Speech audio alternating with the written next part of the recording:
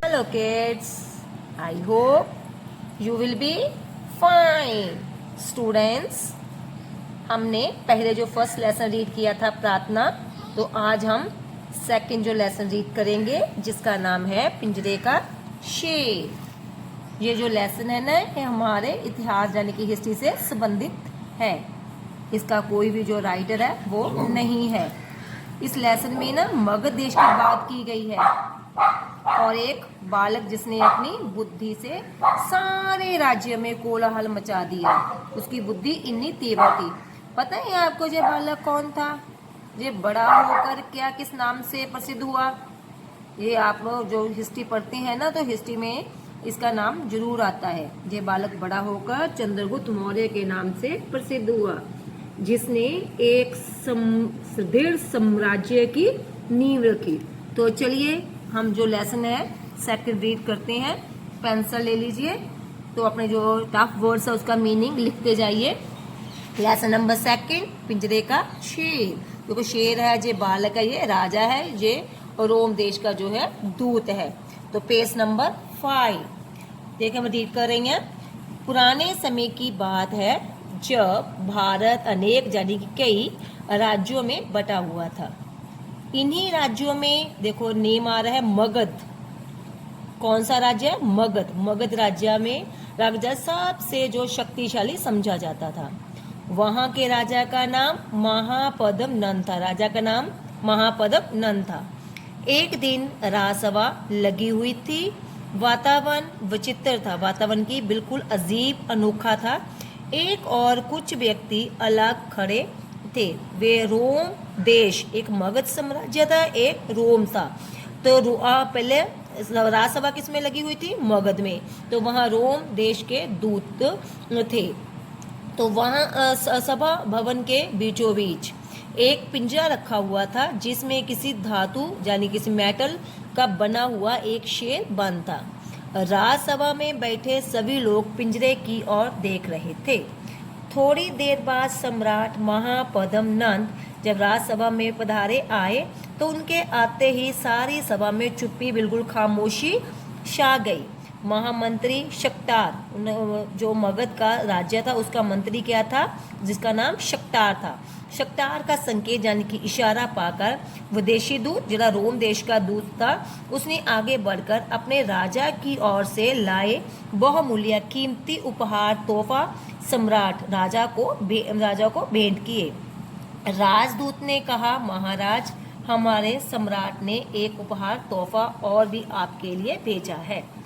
उसने उन्हें लोहे के पिंजरे की ओर संकेत इशारा करते हुए कहा, वह शेर है जिसने हमने इस शेर को बंदी तो बना लिया है, पर कुछ बंधनों के कारण यानी कुछ मजबूरियों के कारण हम इसका जो पिंजरा है वो नहीं खोल सकते और ना ही काट सकते हैं। तो पिंजरे को खोले, ये उनकी शर्त थी कि पिंजरे को खोले जहाँ तोड़े बगैर ही शेर के पिंजरे को जो है बाहर कैसे निकालना है। तो सभा ऐसा तो मगध के सम्राट के प्रताप से ही संभव है कि ये जो मगध का जो राजा है वो ऐसा कर सकता है। उसके लिए ये आसान है। यह सुनते ही सम्राट ने मुस्कुराकर पहले पिंजरे की ओर देखा, फिर जो अपना महामंत्री या शक्तार था उसकी ओर देखा। सम्राट का जो इशारा है संकेत पाकर महामंत्री ने राजसभा में ऐलान कर दिया कि सभा में बैठे सभी व्यक्ति इस पिंजरे को देखें और बिना पिंजरे को खोले जहाँ तोड़े शेर को बाहर जो है वो निकालें। सभा में बैठे बहुत से व्यक्ति तो पहले ही उस पिंजरे को देख चुके थे। अन्य लोगों ने भी आगे बढ़कर पिंजरे का निरीक्षण, पिंजरे को ध्यान से देखा। तो फिर सभी व्यक्ति अपने अपने स्थान पर बैठ गए। सभा में बहुत देर तक फुसफुसाहट जाने की एक दूसरे लोगों कानों में हौली हौली धीरे धीरे जो बातें हैं वो चलती रही, पर कोई भी व्यक्ति, कोई भी जो आदमी है इस काम के लिए नहीं उठा। शेर को कौन बाहर निकाल सकता है? अचानक सम्राट ने गुस्से में कहा। तो सभा में फिर कुछ हलचल हुई। सभी लोग एक दूसरे की ओर देख रहे थे। सभी की आंखें लज्जा यानी शर्म के कारण झुकी हुई थी।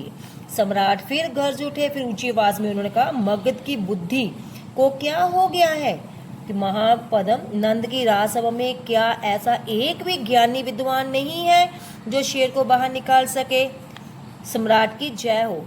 सम्राट और राजसभा में बैठे सभी व्यक्तियों की जो दृष्टि नजर है सम्राट के जय बोलने वाले 15-16 वर्ष के एक किशोर एक लड़के पर टिक गई। मुझे आज्ञा दीजिए सम्राट, मुझे अनुमति दीजिए सम्राट, किशोर ने सिर झुकाकर कहा। आज्ञा है, परंतु यदि तुम फिर राजा ने पता क्या कहा, उसको कहा कि तुम्हें इजाजत है, परंतु यदि तुम इस काम में असफल रहे तो तुम्हें मृत्यु दंड यानी कि मौत की सजा मिलेगी। सम्राट ने घोषणा की। उस किशोर के चेहरे पर इन जड़े राजा ने इतने कठिन शब्द बोले थे ना, उसका कोई भी उस पर असर नहीं हुआ। वह निडर बेखौफ होकर लंबे लंबे डग पैर जो कदम है जो बढ़ता हुआ पिंजरे के पास गया। कुछ देर उस सोचने के बाद उसने कहा, पिंजरे को पानी में डुबो दिया जाए। महामंत्री ने कुछ नौकरों को ऐसा करने का आदेश हुक्म दे दिया। पिंजरे को पानी के बड़े टब में डुबो दिया गया। किशोर के कहने पर पिंजरे को फिर पानी से बाहर निकाल लिया गया। सभी लोग एकटक यानी कि एक नजर से एक बिना पलकों को झपके उस किशोर की ओर देख रहे थे, किंतु वह किशोर बड़े ध्यान से उस पिंजरे में बंदी जो बंद शेर को देख रहा था। उसकी निर्भीक दृष्टि में निर्भीक दृष्टि से धीरे धीरे विश्वास की चमक आ गई। उसकी जो बिना किसी डर से उसके अभी पिंजरे उसने सहसा आज्ञा दी। अचानक उसने जो है आज्ञा दी। निर्भीक मीन्स आपको पता चल गया कि बिना डर के, निडर। इस पिंजरे के चारों ओर आग जलाने का प्रबंध किया। जिन्होंने कहा कि इस पिंजरे, पहले तो पानी में उस शेर को कुछ नहीं हुआ, फिर उसने क्या, ध्यान से जब उसने शेर को देखा तो फिर उसने कहा कि इस जो पिंजरे में बंद शेर है ना, उसके शेर यानी कि पिंजरे के चारों ओर जो है ना आग जला दो। किशोर की आज्ञा पाते ही नौकरों ने पिंजरे के चारों ओर आग लगा दी। सभा में एकदम सन्नाटा, चुप्पी छा गई। सभी की सांसें रुक गई। हर व्यक्ति एक तक पिंजरे की ओर देख रहा था। किशोर भी अपलक यानी कि एक नजर दृष्टि से उस शेर को घूर रहा था। सहसा अचानक उसने देखा कि जो शेर की मूर्ति के माथे पर धीरे धीरे गीली सी, जब किसी के पास आग राम जलाते तो देखा वो किसी भी मेटल के आगे तो जो मेल्ट होने लगती है, पिघलने लगती है, तो ऐसे उसके माथे पर भी छोटी छोटी सी जो गीली सी चमक उभरी।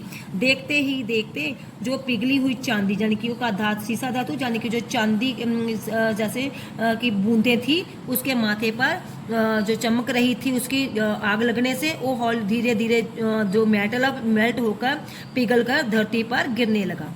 किशोर ने मुस्कुराते हुआ, वह देखिए महामंत्री जी। महामंत्री ने भी उस ओर ध्यान से देखा।